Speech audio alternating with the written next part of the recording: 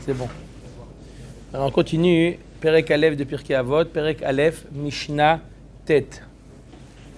Shimon ben Shattach Omer, Heve marve lachkor et haedim, Veheve zahir bidvarecha, sheme mitocham ilmedu leshaker. Qui c'est Shimon ben Shattach? On a déjà parlé de Shimon ben Shattach. C'était le beau-frère de Yanaï Amelech. C'était le frère de la reine, la femme de Yanaï Amelech. Il nous dit quoi, Shimon ben Shattach? Regardez sa piqueroute, regardez sa perspicacité à Shimon ben Shattach.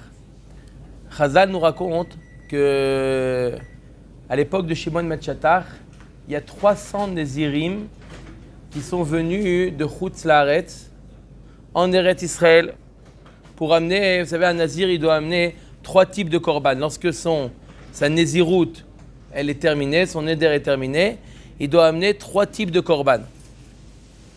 Il y a 300 Nézirim qui sont venus en Eretz Israël pour amener leur korban. Ils sont venus voir Shimon ben Shattach. Ils lui ont dit à Shimon ben Shattach, on n'a pas les moyens de payer chacun 3 bêtes. C'est beaucoup. Une bête, c'était peut-être plusieurs centaines de shkalim, c'était quelque chose de cher. On doit amener 3 bêtes, 3 fois une grosse somme. On n'a pas les moyens. Est-ce qu'il y a une solution pour... on est nazir, on ne peut pas revenir à notre état normal tant qu'on n'a pas amené les korban. Qu'est-ce qu'il y a une solution? Shimon ben Shattach, il a dit, d'abord il a examiné tous les cas, les 300 cas, il les a examinés, et sur les 300 cas, il a trouvé 150 cas qui, bichlal, ils pouvaient annuler leur néziroute.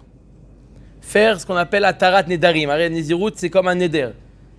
150 cas, il a réussi à annuler complètement le neder, faire atarat nedarim. Donc, il y a marqué le chacham oker neder meikaro. Ça veut dire que le chacham, c'est pas qu'il annule le neder, c'est-à-dire que depuis le départ, comme s'il n'y a jamais eu de neder.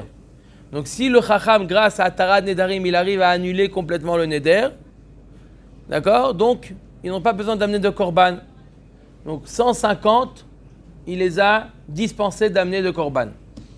Il en reste encore 150. Multiplié par 3, ça fait 450 bêtes à amener. Il est parti voir son beau-frère, Yanaï Amelech. Et il dit, voilà Yanaï, il y a 300 Nézirim qui sont venus, ils n'ont pas les moyens de payer leur korban. Est-ce que tu peux, donc ça fait combien? 300 fois 3, ça fait 900. Viens, on fait un deal entre nous, on fait une affaire. Toi, tu payes 450, moi, je paye 450. T'es d'accord ou pas? Yanaï dit, je suis d'accord. Moi, je paye 450, toi, tu payes 450. Ok. Donc, il leur a dit aux 150, voilà, vous avez de quoi payer vos 450 bêtes. Et voilà, comme ça, il a réglé l'histoire. Bien entendu, il y avait des gens qui étaient jaloux de Shimon ben Shattach. Ils sont partis raconter le coup qu'a fait, en quelque sorte, Shimon ben Shattach au roi. Ils sont partis dire à Yanaï Amelech, tu crois que vraiment il a payé de sa poche 450? Il n'a rien payé. La dette, elle était de 450 bêtes, et c'est tout toi qui as payé. Il n'a rien payé de sa poche. Il a entendu ça, Yanaï Amelech. Il envoie des shlichim pour l'attraper. Shimon ben Shattach, il est en danger. Shimon ben Shattach se sauve. Quelques temps plus tard, il y a des gens qui viennent chez Yanaï Amelech et ils demandent, il est où le rabbin? Il est où le Talmid Chacham qui était chez toi? À chaque fois, il venait manger à ta table. Il est où ce Talmid Chacham? Pourquoi on ne le voit plus chez toi? Il n'avait pas quoi leur dire qu'il s'est sauvé ou quoi. Il a dit à sa femme, la sœur de Shimon ben Shattach, il lui dit, regarde, si tu arrives à me le ramener, je te promets que je ne lui fais rien. Elle a pris le sceau du roi, elle a réussi à le trouver, elle l'a ramené, et il s'est assis à table avec Yanaï Amelech, la reine, etc. Et là, le roi lui demande, tu peux m'expliquer, au moins les pharaons, ok, j'ai promis de rien te faire, mais tu peux m'expliquer ce que tu as fait?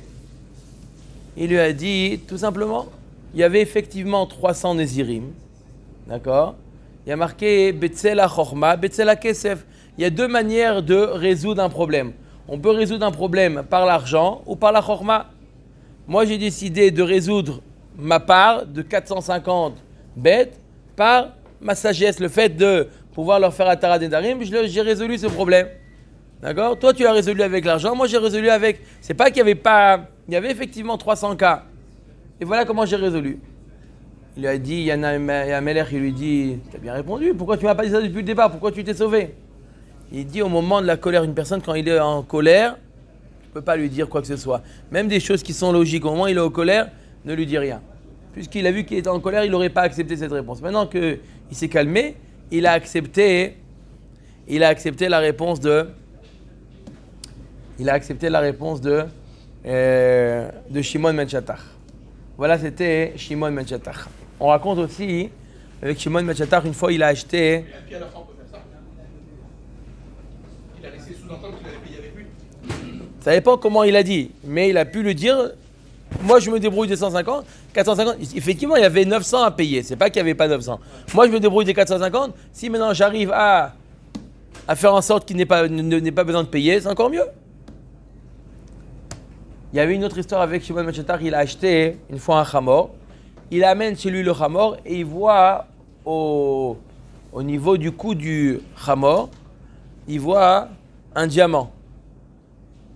Talmidim lui ont dit, Kol hakavod, voilà, Baruch Hashem, tu as fait une belle affaire.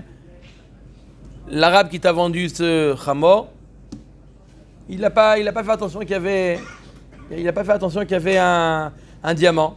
Il n'y a pas de mitzvah de Hashavat Aveda. Il a dit, moi j'ai acheté un chamor, je n'ai pas acheté de diamant. Je préfère les Kadesh Em Shamaim grâce à ce diamant, je peux ou m'enrichir ou les Kadesh Em Shamaim. Il a préféré les Kadesh Em Shamaim et rendre le diamant à son propriétaire. Et il a fait comme ça la mitzvah de Kiddush Hashem. C'est vrai qu'il n'était pas obligé, mais il a préféré faire la mitzvah de Kiddush Hashem. Alors qu'est-ce qu'il nous apprend Shimon ben Shattach? Il nous apprend un din qui est lié au Dayanim, au Edim. Eve marbe l'achkor et ha'edim. Ve'eve zahir bidvarecha sheme mitocham ilmedu le shaker. Qu'est-ce qu'il nous apprend Shimon ben Shattach? Eve marbe l'achkor et ha'edim. Vous savez, au Edim, on leur fait, il y a Shiva Chakirot. Comment on interroge les Edim? On leur fait, il y a Shiva Chakirot et après il y a des Bdikot. C'est quoi les Chakirot? C'est quoi les Bdikot? Les Chakirot, on vérifie le Zman, l'endroit. Ça, c'est les Chakirot. Mais mis à part les Chakirot, lorsqu'on interroge les Edim, voir s'ils ont dit vrai ou pas, on fait des Bdikot. Par exemple, toutes sortes de questions. Quelle couleur était l'habit du meurtrier? Toutes sortes de questions qui ne sont pas obligatoires, mais on fait ça pour vérifier est-ce que vraiment ils disent la vérité ou pas. Ça, ce qu'il nous dit Shimon ben Shattach. Eve marbe l'achkor et ha'edim, ve'eve zahir bidvarecha, sheme mitocham ilmedu le shaker. Et il dit au Dayan également, le Dayan il doit faire attention. Des fois le Dayan, il sait déjà vers où il est le din. Mais sans faire exprès, le Dayan, il peut dire quelque chose qui va faire comprendre ou au Edim ou au Baal Din qu'est-ce qu'il doit dire pour gagner. Par exemple, il dit, ah non, ça c'est pas une bonne ta'ana. Non, ça, t'es sûr que c'est pas ça ce qui s'est passé? Et l'autre, il comprend que s'il dit ça, et bien comme ça, il est Zoché Badin. D'accord? Il doit faire attention, le Dayan, de ne pas tendre la perche au Edim ou au Baal Edinim. Des fois, sans faire exprès, il veut un peu l'aider ou quoi que ce soit. Chez Memitocham, il me doule les shaker. Si il leur dit quelque chose, il peut, le Dayan, lui entraîner que le Baal Din ou les Edim mentent. Ça peut arriver très facilement. Il a commencé à comprendre vers où il veut arriver le Dayan. Il a compris, c'est bon, il va mentir. Il dit... Fais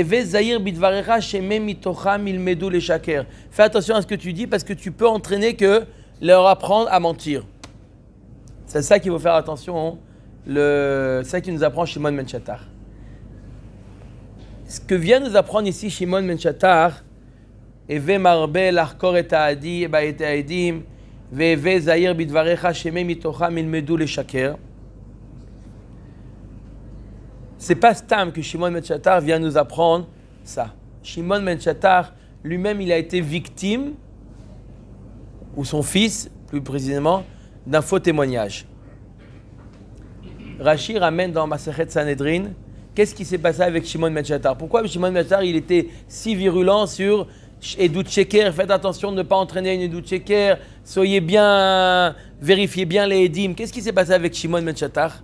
Rashi nous ramène le Maaseh suivant qui s'est passé avec Shimon ben Shattar.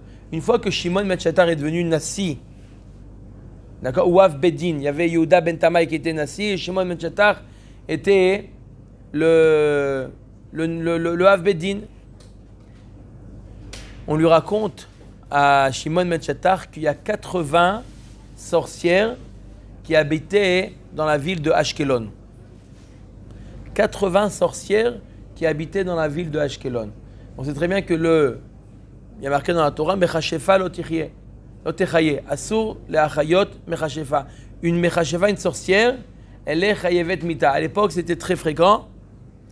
Une sorcière, elle est chayevet mita. On lui a dit à Shimon ben Shattar, il y a 80 sorcières à Ashkelon. Et il faut faire quelque chose pour les attraper. Qu'est-ce qu'il a fait? Quel plan il a fait Shimon ben Shattar? Qu'est-ce qu'il a fait Shimon ben Shattar pour les attraper, les 80 sorcières? Qu'est-ce qu'il a fait? Il a pris 80 bachurim, 80 bel hommes. C'était un jour qui était pluvieux, il y avait la pluie dehors, c'était un jour qui était très pluvieux. Et il savait où elles se cachaient, ces sorcières. Elles se cachaient dans une grotte.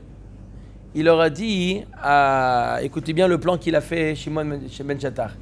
Il leur a dit de prendre des cruches et de mettre à l'intérieur de ces cruches un manteau, un habit. D'accord? De le mettre à l'intérieur de la cruche. L'habit, bien entendu, il était sec. Eux, ils étaient comme ça, ils attendaient à l'entrée de la grotte. Shimon ben Shattar, il dit, je vais rentrer à l'intérieur de la grotte. Dès que je siffle 2 fois, dès que je siffle une fois, vous mettez le manteau, et lorsque je siffle une 2e fois, vous rentrez à l'intérieur de la grotte, d'accord? Et je vous dirai quoi faire. Ok. Shimon ben Shattar, lui-même, il avait mis un manteau à l'intérieur d'une cruche, donc il était mouillé. Juste avant de rentrer dans la grotte, il met ce manteau-là, qui était tout sec. Il rentre dans la grotte, il y a qui dans la grotte? Les 80 sorcières. Elles lui disent, les sorcières, elles disent à Shimon ben Shattar, qu'est-ce que tu veux, qu'est-ce que tu fais là? Il lui dit, moi aussi je suis sorcier. Il dit, ah bon? Une autre question l'a posée, il dit, comment tu as fait, comment ça se fait que tu n'es pas mouillé? Il dit, j'ai réussi à passer entre les gouttes.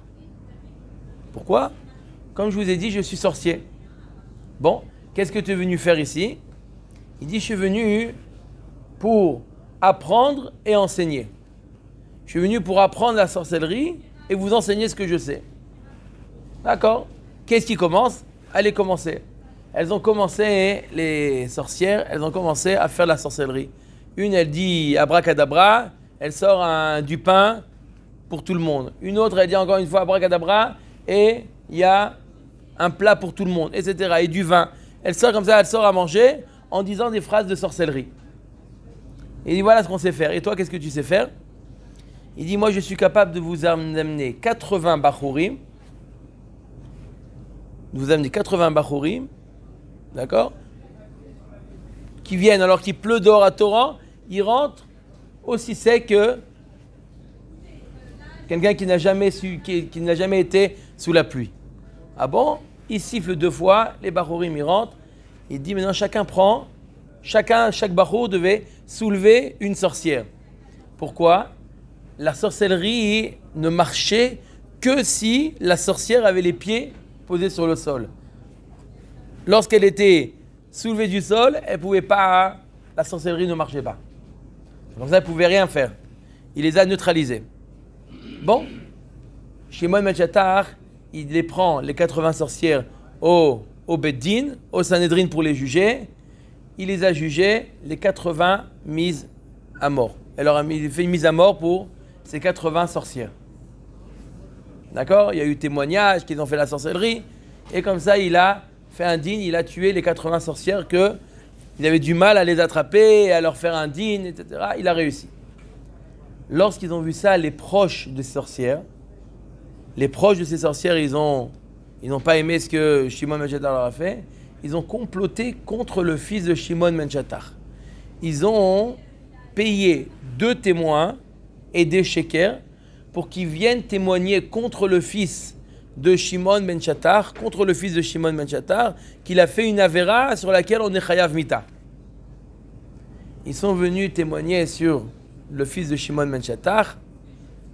Rien à faire. Il y a eu 2 témoins.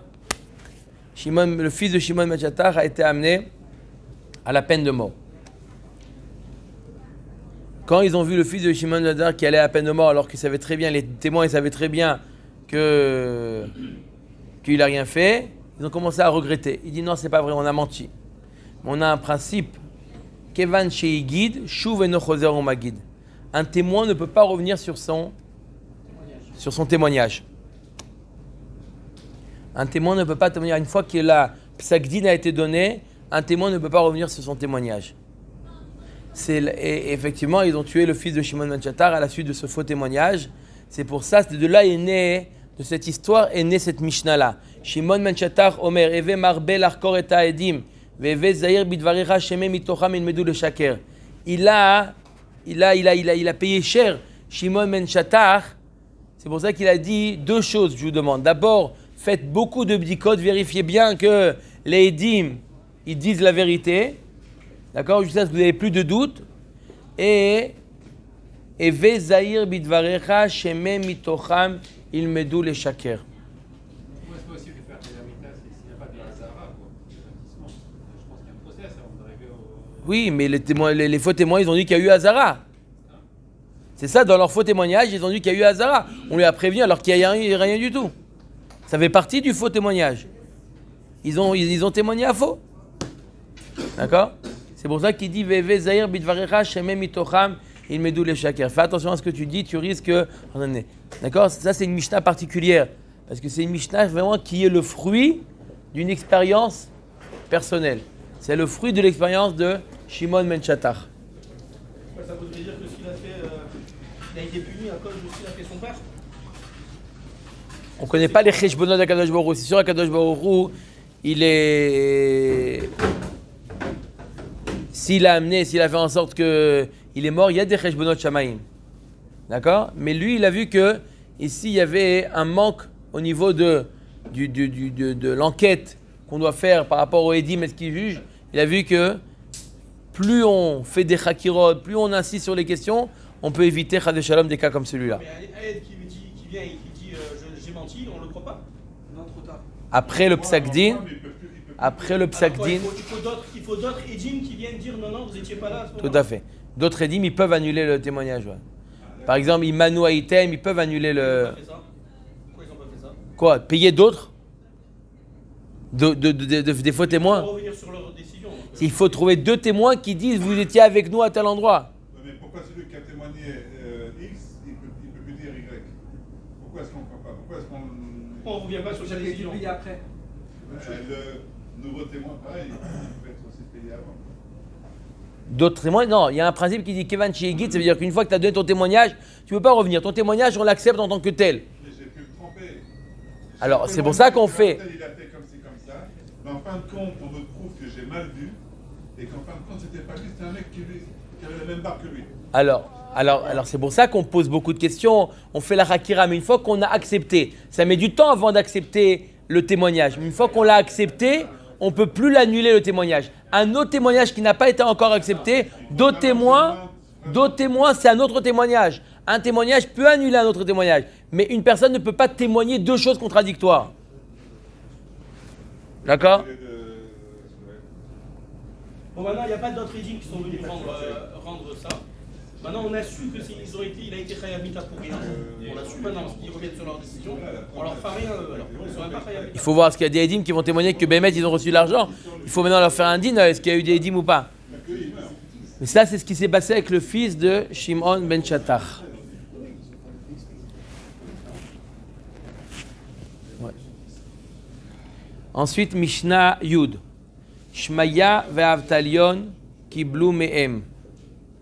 Shmaya ve'avtalion, ils étaient les talmidim de Ils étaient les Talmidim de Yehuda ben Tamai et Shimon ben Shattach. Ils ont reçu de Shmaya Omer. Ehov et amlacha, usna et arabanut, ve'al tidvada la rashut. Qu'est-ce qui nous apprend Shmaya? Ehov et amlacha. Aime le travail. C'est-à-dire quoi aime le travail? Ne sois pas, même si tu es rentier. Il nous apprend que même une personne qui reçoit, c'est pas une question, on ne travaille pas simplement pour la parnassa. Pour la parnassa, on ne peut pas rester sans rien faire. Un homme ne peut pas rester sans rien faire. Même quelqu'un qui n'a pas de problème, il a des rentes, il rentre tous les jours de tous les mois, il a une rente d'argent, même comme ça, il doit faire le travail. Pourquoi? Parce que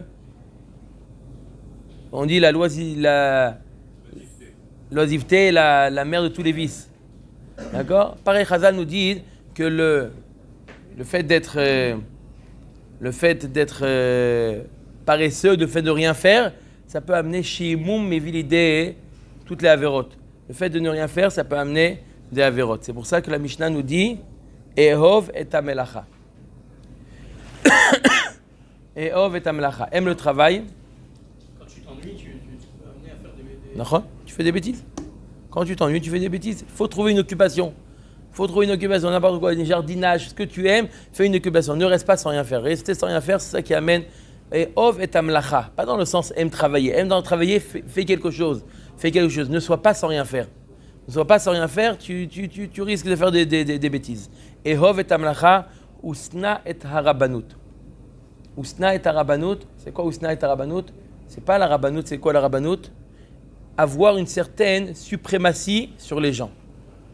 Éloigne-toi, essaye d'éviter d'avoir une suprématie sur les gens. C'est ça, usna et harabanut. On dit que Yosef Hatzadik est mort.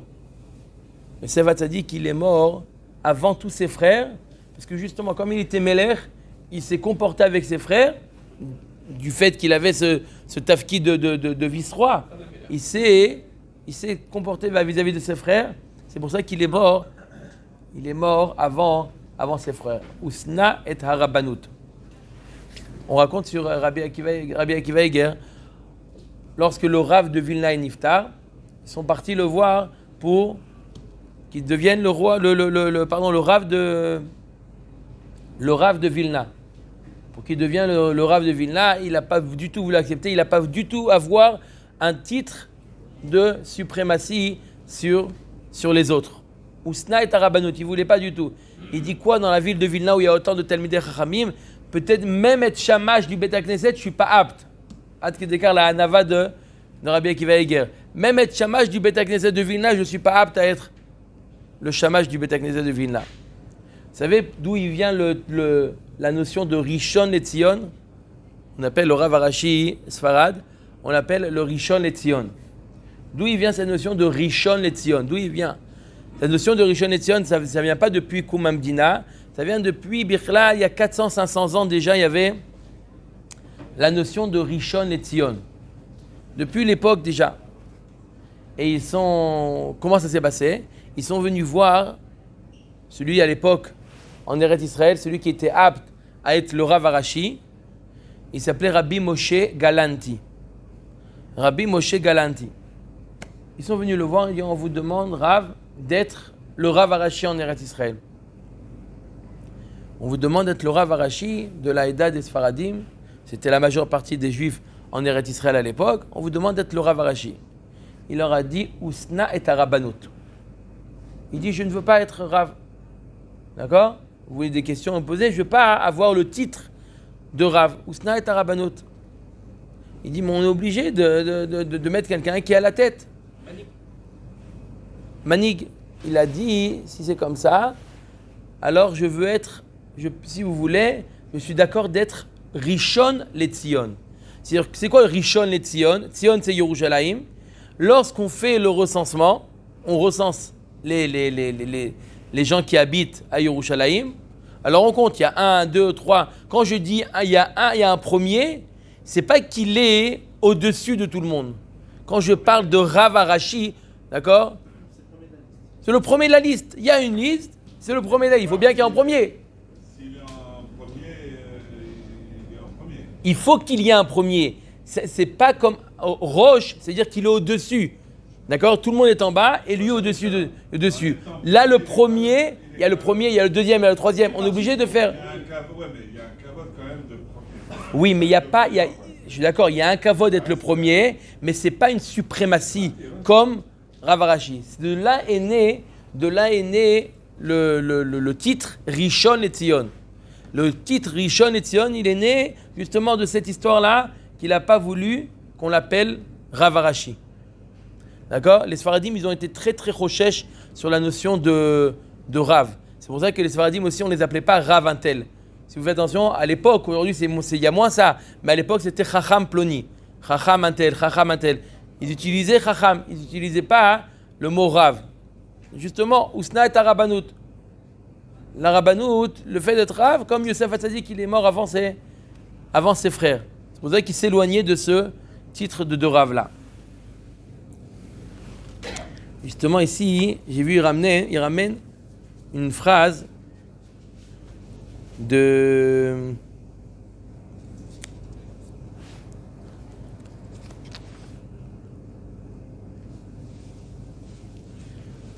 l'empereur Auguste.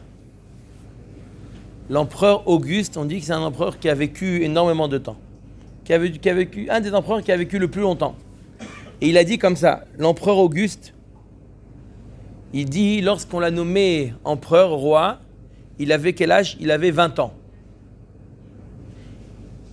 Écoutez ce qu'il dit. Il était anav, il était très humble. Bien qu'il était l'empereur, d'accord? Il était très humble à l'âge de 20 ans. Il est marqué ici, Urshebaou, la tête Keter Malchut Berosho. On vient lui mettre la couronne sur la tête. Natal et Keter Veini Holefanav. Vekodiber Aish. Il a pris la couronne et il l'a mis devant lui. Et il a parlé, il s'est adressé à cette couronne. Il lui a dit comme ça, Keter, Keter, Ilu haya noda la kol adam bar da'at, et kol hatzarot ve'adeagot acharadot ve'atugot asher iyu tartecha. Si les gens savaient combien de malheurs, d'accord, combien de malheurs un roi il va, d'angoisse, de malheurs qu'il va subir à cause de toi, afilu imimtsaoucha mutal bashuk. Ben ha'avanim ve'aslaim lo yikachucha ve'lo yeramumucha me'al haaretz. Il dit si les gens ils savaient c'est quoi être roi, c'est quoi la difficulté, le hall, le joug d'être roi, d'accord? Personne t'aurait pris couronne, même si tu étais parmi dans la rue comme ça gratuitement, ils n'auraient pas voulu de te prendre. Ach ani le'eved nimkarti lechol ha'am hazeh. Mais ils m'ont décidé je suis le serviteur de tout ce peuple-là. Velo le'adon ul moshel. Je ne suis pas empereur, je domine pas sur ce peuple-là. Ve'en haketer hazeh leot lemalchut ela chavle oni ur barzel. Il dit pour moi cette couronne-là, simplement un joug, ça montre comment je dois servir ce peuple-là. Pour moi, je prends ça pas comme un signe de suprématie ou quoi que ce soit. Je prends cette couronne-là comme un joug qu'on met sur moi. Ça, c'est ce qu'a dit l'empereur Auguste. Tellement il était anav, il a compris qu'en réalité, la couronne qu'on lui a mis sur la tête, c'est pas quelque chose de bien, au contraire. Ça montre qu'il est c'est lui le Eved. C'est le roi qui est le Eved. C'est lui qui est assujetti au peuple et pas le peuple qui est les avadim du roi. C'est ça qu'il a compris. On dit que justement, Auguste, il a vécu plus longtemps que les autres empereurs. Pourquoi? Parce que Usna est à Rabanout. La Rabanout, il y a marqué Mekaberet et Be'alea. Bar Minan, elle fait mourir plus tôt. Ensuite, la Mishnah, Ve'al tidvada la rashut. Après que le Tana nous a dit Usna et Rabanout, éloigne-toi de la Rabanout, éloigne-toi de Tafkidim, comme on a dit, au lieu de Rav Arashi, on a changé à Rishon LeZion, éloigne-toi de ça. Et ensuite, il nous dit Ve'al tidvada la rashut. La rashut, c'est tout ce qui a, toute la politique, tout ce qui a la possibilité de te de te donner justement un poste important ou toi, éloigne-toi de ça. Pourquoi? Comme il dit, She'en mekarvin lo la'adam ela letzorech atzman. Le Tana nous dit quelque chose d'extraordinaire. Il nous dit En mekarvim lo la'adam ela letzorech atzman. Tout ce qui est la rachut, tout ce qui est le monde politique, ils sont mekarev, ils sont bien vis-à-vis de quelqu'un que les tzorech atzman, que parce qu'ils ont un intérêt. Tout est une question d'intérêt.